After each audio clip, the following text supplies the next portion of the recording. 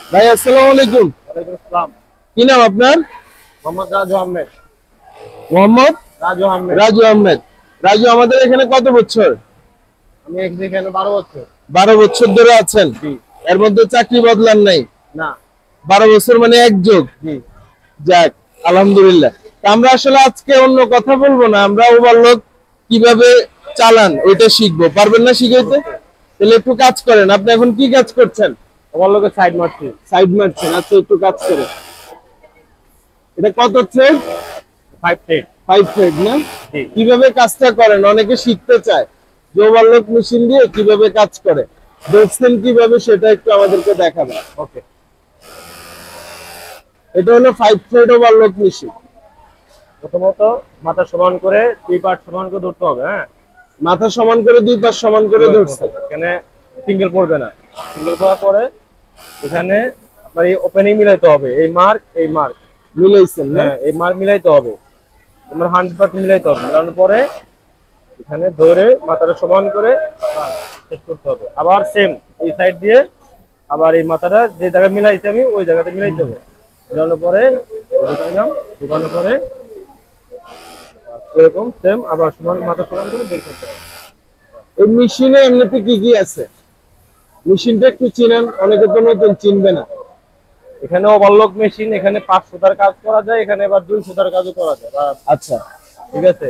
হ্যাঁ। এখানে আমাদের 2টা প্রসেসের কাজ হয়। এখন মাস্টার টেমের কাজ হয়, আবার সিঙ্গেলেরও কাজ হয়। সিঙ্গেলে যেমন চেন স্টিচের কাজ হয়। ঠিক আছে।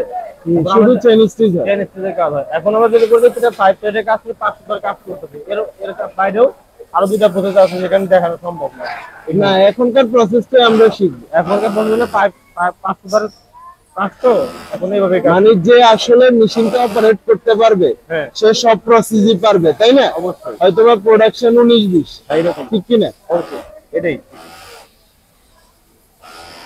আর মেশিনের হচ্ছে চালান কিভাবে, চালানোটা একটু শিখান। মেশিনটা হচ্ছে আপনি কিভাবে আগে আপনার চালানো কন্ট্রোল করতে হবে না, কন্ট্রোলিংটা শিখতে হবে, তাই তো? জি। মানে গার্মেন্টস নষ্ট হয়ে যাবে। অবশ্যই কারণ এখানে দিয়ে বডি রিজেক্ট হয়ে যাবে। বডি রিজেক্ট যেহেতু এখানে নাইফের বিষয়টা আছে, এখানে যদি উল্টা পাল্টা যদি পা দিই চালাই তাহলে বডি কেটে যেতে পারে, কেটে গেলে বডি রিজেক্ট। ঠিক আছে। মানে এই জিনিসটা সতর্কতা অবলম্বন করতে হবে। অবশ্যই আগে মেশিন চালানো শিখতে হবে, তারপরে কাজ করতে হবে। মানে মেশিন চালানো বলতে মেশিন কন্ট্রোল করতে হবে আগে। আচ্ছা।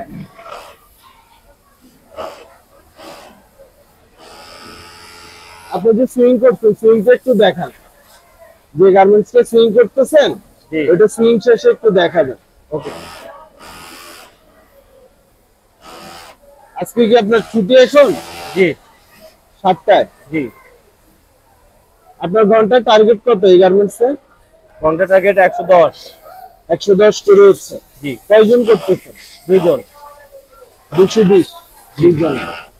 আর এটা যদি লং হইতো, এই যেটা করছেন এটা একটু দেখান আমাদের। মানে এখানে মার্ক মিলছে না?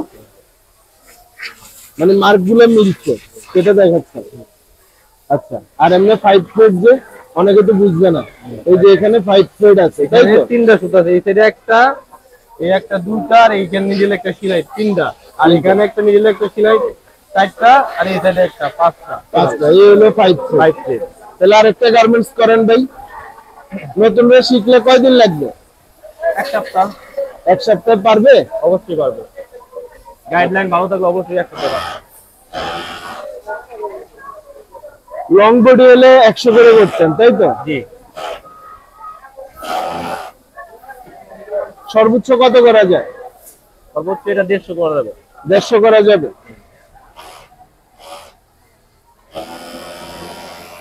এই প্রসেসটা কেউ শিখলে বেতন কত হতে পারে?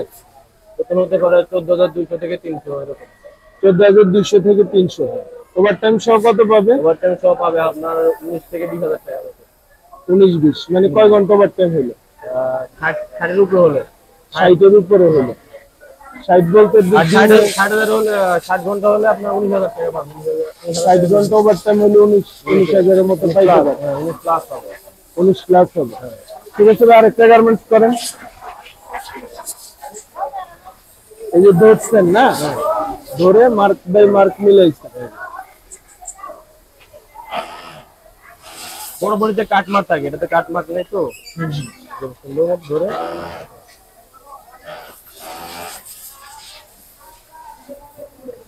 সহজ, পারলে একবারেই সহজ, না পারলে অনেক কঠিন। না পারলে কঠিন। শিখে ফেলতে পারলে সহজ, কি বলেন? অবশ্যই। যাক, ধন্যবাদ রাজু, অনেক সময় দিচ্ছেন। হ্যাঁ, আপনাকে অনেক ওকে, ভালো থাকবেন। ধন্যবাদ।